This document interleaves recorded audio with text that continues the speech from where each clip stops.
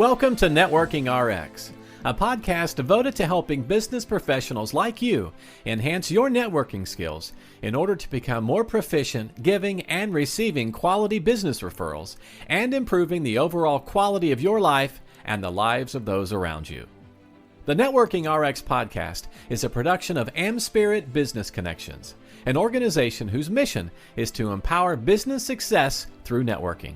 Welcome to the Networking RX podcast. I'm your host, Frank Agan, founder and president of AmSpirit Business Connections. Today, we have another great guest. As our ongoing subscribers know, often on this podcast, I'll be sharing ideas, insights, and best practices for building professional relationships and excelling at business networking. Occasionally, however, I will be interviewing subject matter experts, authors, speakers, thought leaders, and social scientists. These people share their knowledge, their experience for helping build better relationships and really understanding how and why humans interact the way they do. I always find it especially valuable because our guests will tend to be a third-party validation of a lot of the things that I'll say. So anyhow. With no further ado, I've got on the program today Adam Marx, and Adam is known as the 0 to 1 networker. I was introduced to Adam in late 2020, and we've had a couple of conversations, always very insightful. He had a workshop back in March 19th, called Cultivating a Powerful Network from Scratch, which was a real interesting topic, real interesting program. And I wanted to bring Adam on to talk about that and other things he's got going on. So Adam, welcome to the program. Thank you so much for such a wonderful introduction. I'm really, really excited to be here. Well, I appreciate you taking the time. I know you're busy. Can you kind of give us a rundown of who you are and what you do? I think you're unique in that, a lot of people like you have on here are college professors and so on and so forth. And you're kind of, I don't want to call you a recent grad, but because that sounds horrible. But I mean, basically what's happening is, correct me if I'm wrong, you basically have gotten into the workforce, and in light of COVID, things suck. Put it bluntly. Right. And you're just trying to make a go of it, and I think that's cool. I think that's great. Yeah, well, you flatter me. I'm a few years out of college. I had a music startup out of college, which was a super brilliant idea. I've actually been in the music world for well over a decade, in the independent space, having done journalism and college radio and all that kind of stuff. And it was through my work in music that I actually got into the tech industry, the startups and tech industry, which I'm still in. And subsequently through that is how I got into branding and into networking. Kind of was like a waterfall effect. A lot of what I feel that I've been able to do and what I feel that has been really successful, and what I see successful for other people, is getting in front of people who to me have been influential, to me whom I enjoy learning from and want to create value for. That's how you get ahead. And you do that by methodically and empathetically and patiently building a network. And networks are built upon relationships, and relationships are built upon conversations. So it's a very long-term process, but part of what I do is, as the 0 to 1 networker, is I do a lot of writing and consulting with individuals or teams on how to create those really, really powerful networks from scratch, and how to continue to cultivate them so they grow and become very mutually beneficial paradigms. Yeah, you were connected to me by Sarah Elkin, who's and she recommended you very highly. I don't know how you had met her, and it's neither here nor there, but again, I commend you for what you're doing, because there are people out there that are just like, well, I'll wait for the stimulus check or whatever it might be. And you're just trying to take this thing on. But I do want to talk about the, and we can go on all day talking about your generation, my generation, doesn't matter. But I really want to talk about this this program you guys put together. And you had three main concepts that you really hammered on in there. And I'm not expecting you to give it all away because I know you're going to do that program again, but I want you to be able to touch on some of these things. The first is the concept of secondary networking and just your thoughts on that. Yeah. I mean, the first thing I want to say about the program was I was really very humbled and very excited to be able to run it as a virtual workshop through the Atlanta Tech Village here, which is a fantastic organization, pretty self-explanatory. A lot of really incredible builders and innovators work out of the Tech Village virtually right now during COVID, but they have a really incredible building down in Midtown Atlanta. And secondary networking is a concept that I really double down on. It's just become one of my mantras because you never know who knows whom, and that seems kind of like a funny kind of word problem, I suppose. But we focus so much on, or it can become very very easy to focus on, I want access to that person. And that person seems like worlds above you, levels above you. And I should specify access, it's always important to ask yourself, why do you want access? Because it's all about not being a taking kind of personality. It's about looking for mutually valuable relationships and mutually valuable solutions. So when I think about who I want access to, it's who do I want to learn from? Who do I want to exist in their universe, in their network? How do I create value for that person? And oftentimes the way to do that is by looking at the people in your network, your first circle, and saying, okay, how do I continue to create value for those people? Because you don't know who knows whom. And what I've learned from the music world, the same is true with tech, the same is true with LinkedIn. It's like at some level, everybody knows everybody. And it's very, very common. I mean, it was common for me in music where groups from LA and New York knew each other. The same is true in tech startups. And so when you build a great reputation, brick by brick, it becomes very, very powerful in getting those introductions, particularly when you're not really looking for them aggressively. You're out there just creating value for people. And what ends up happening is somebody turns around to the people in their network, their respective network, and says, oh, you're looking for a marketer, a brander, a copywriter, whatever, and so you should talk to this person. Or you have the same personality, or you have the same passions. Like, you should just get on a 5-minute phone call. And it doesn't even necessarily need to be like, you need to do business today. You could just say, you'll just gel with this person and see where that goes. And that creates phenomenal possibilities that you're not even able to see until they kind of drop right in front of you. Yeah, this totally resonates with me. It totally resonates with me because I understand what you're saying about we're picking on some people, that mythical some person out there, but there are the people out there that they want the quick fix. Send me somebody who has got the $50,000 a year job, and maybe that seems low, or the $25,000 contract for me, and it's not realistic. Well, and something that I really double down on in my content and in my consulting is this notion of anybody could really be a great networker. And the kinds of strategies that I really, really focus on are things that, patience, empathy, humility, value creation. I mean, these things come up again and again and again because they don't require a special degree, a special class that you may have taken, a special college. If you went to college, part of what you learn in tech and startups is there are a lot of people who don't have the quote, quote, traditional educational path and are very, very successful.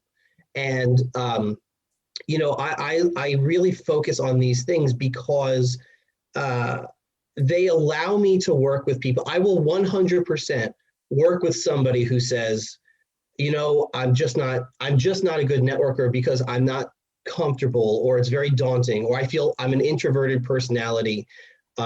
These are all very workable things because people are individual. I tend to be very extroverted, but I will 100% work with somebody who identifies as an introvert because it's easier. It's about figuring out how do we get to that comfort level where you're projecting positive, valuable personas and value to those people. I will 100% work with that person over somebody who has like an arrogant personality. Oh, I have nothing left to learn.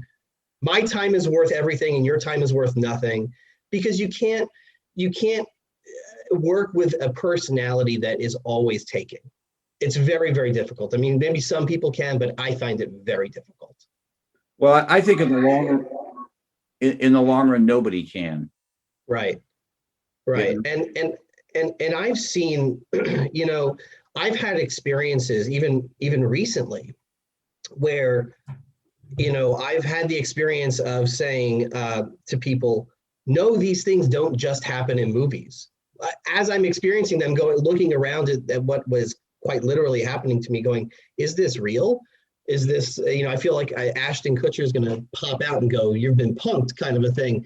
But, the things do happen. These things aren't like pipe dream, pie in the sky kind of things. What it is all about is creating a persona that is approachable, that is accessible, that is focused on patiently adding conversations and points of view that could be interesting or funny.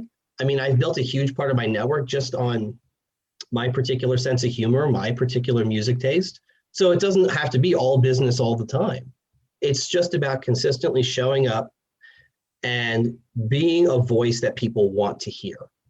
And sometimes that could be making an assessment, a business assessment that's slightly more critical, but there's a way to do it so it doesn't come out as just objectively negative. That's just not, people don't really want to interact with that. All this totally resonates with me. I mean, you talk about empathy, you talk about those things. I'm a big proponent of, not a proponent, but I believe that introverts really have an advantage over that person who's gregarious and thinks they have all the answers. It appears that they do well. I don't know that they do well, and it's hard to know. Yeah, I mean, I think that people are not predominantly are not one-dimensional. So for me, I recognize that sometimes I probably project a very gregarious, extroverted nature, but there are times where we all deal with imposter syndrome. We all deal with FOMO. I have become a very big vocal advocate. I've always been an advocate, but I've become much more vocal about mental health because I live with anxiety sometimes. And so I fundamentally disagree with the imposter syndrome mentality that can sometimes become ingrained, which is, oh, I struggle with this or I struggle with that, and it makes me not a good business person or not a real founder or not a startup person who can hack it, blah, blah, blah. And it's just like, listen, it makes you human. And I think that for me, as I've talked more and more about this, it's been cathartic for me for my own mental health. But I notice other people have said to me or commented on my post like, oh my God, it's not just me. And it's not. It's part of the human experience. So the whole introvert versus extroverted, I've met founders who are extremely successful. I mean, to the tune of $20-30 million sales of their companies. People who are who I'm friendly with, and a lot of them identify as introverts, and that to me is kind of ironically funny because these are people who are doing interviews. They're out there. Their face is plastered all over their company before the sale, I suppose, or they're out there on stage in front of tons of people. And so that's why I say anybody could learn to feel more comfortable. It's about finding what's the right rhythm for that person. That's what I really love doing. So when I talk about patience, empathy, value creation, these are very flexible concepts, very flexible tactics. and it allows me to help maneuver the dialogue in a way that helps somebody reframe how they feel and how they feel comfortable, so that they feel that's the best avenue forward for them. And to me, that's something I'm just incredibly passionate about. The second topic you talked on was non-transactional networking. I think we kind of covered a lot of that, but if you want to touch on that. Yeah, I would love to talk on that just for a minute, because I think that the topic itself, I mean, the name of it is kind of, I guess, somewhat ironic, almost oxymoronic. When I say non-transactional networking, I am not advocating for not doing business. I am not saying don't do business. A business is good, do business. But I am saying when you approach somebody and you try to make a sale in the first 2 minutes, it's likely not going to be successful. And it oftentimes undercuts the potential for a long-term conversation thereafter. And I think that a lot of people, mistakenly so, maybe. I mean, this is a very avoidable pitfall, which is why I talk about it. If you can avoid doing that, your networking numbers will spike almost immediately. And it's like building credit. Building a network is like building credit. The best time to do it is when you don't need it. The flip side is like going into a bank that you've never stepped foot in and saying, I need $100,000, like today. And the reaction is going to be like, who are you? Why would we give you $100,000? Why would we give you access to our value? We don't know you. We have no idea what you're about, what your business might be. We have no idea who you are. Well, the same is true of the network.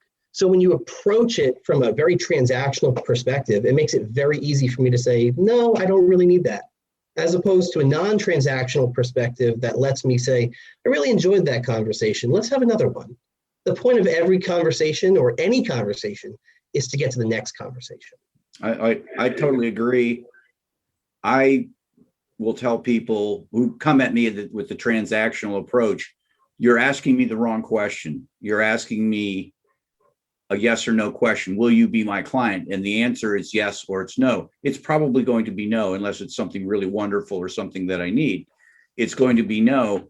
But if you come at me with, this is what I'm about, might you know a way to help me with this, or help me find somebody, that gives me a whole lot more opportunities to answer that question.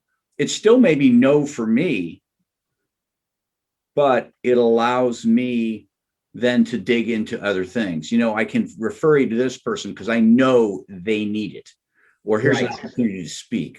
Right. And to me, I always think about this acronym, and it's ABC in my mind, is always be collaborating. Always be collaborating in some context. And I understand we all have a finite amount of energy and time, but collaborations it doesn't necessarily mean take on a 6-month project. A collaboration could be somebody in your network saying, hey, do you know somebody who does X? And you say, oh yeah, I do. Let me reach out to that person and see if we can get something going here. That's a collaboration of some value. And doing that builds networks like wildfire. Yeah, I agree. Totally agree. Last topic. When's the best time to start networking to, you talk with a lot of people who are building startups. When's the best time for them to start networking? The answer is whenever you think is the right time to start networking before your startup launch, probably 6 months before that. Yeah. Because one thing that I see very consistently in tech and startups, and I imagine the same is true in business and other areas, is when you launch a startup, for a tech startup, you want access to investors, a particular pool of investors, tech journalists, et cetera, et cetera. A lot of these people are my friends, and I watch them sometimes get overloaded with stuff, and they have beats to cover, fintech, medtech, et cetera. To just show up in their inbox on a Friday and say, we're launching on Monday. We want an article, or we would love to get an article by like the end of the day. Or my favorite, their favorite is somebody who will email 4 different writers at the same journalism company, same outlet. Okay, now you've wasted the time of at least 3 people, if not more. And all of that can become much easier. Does it solve the problem 100%? Of course not. There's never a one size fits all. But 6 months, 7 months, 8 months before that, start talking to people. Start telling people about what you're building and why it's beneficial. What kind of industries are you interested in disrupting? That's the big idea, disrupting. Creating value in, what sets your ideas apart. Build a community around yourself of other founders and journalists and networkers, and marketers, venture capitalists, et cetera. And when you launch, you will be 10 steps ahead of where you otherwise would be. Just whenever you're launching, start networking at least 6 months before, probably more than that, but minimum. That's kind of my my mantra. I agree. It's just one of those things that you have to. Always be collaborating, always be connecting, always be. You just never know. You just never know when you're going to need these things. Well, Adam, I really appreciate your time here today. Adam Marx, he was the, known as the 0 to 1 networker, but he put on a program in March 2021 and cultivating a powerful network from scratch. And I really appreciate you coming on and kind of sharing that whole program with us. Yeah, absolutely. And, people on LinkedIn know me as the guy with the orange sunglasses. And, anyone can always get to me on LinkedIn and Twitter. I'm at Adam Marx 13. They can check out at 0 to 1 Network on Twitter. And I'm always pretty accessible, and I love creating value and working with new people. So I hope people will reach out. Thanks for joining us on the Networking RX podcast. Please put what you've learned into action today and let us know if you have questions, comments, or ideas for future topics. You can email them to us at podcast@amspirit.com. That's AMSPIRIT.com. Finally, so you never miss an episode, be sure to subscribe to the Networking RX podcast through iTunes, Overcast, or however you receive your podcasts. Now get out and network with someone. The Networking RX podcast is the copyright production of AmSpirit Business Connection. All rights reserved.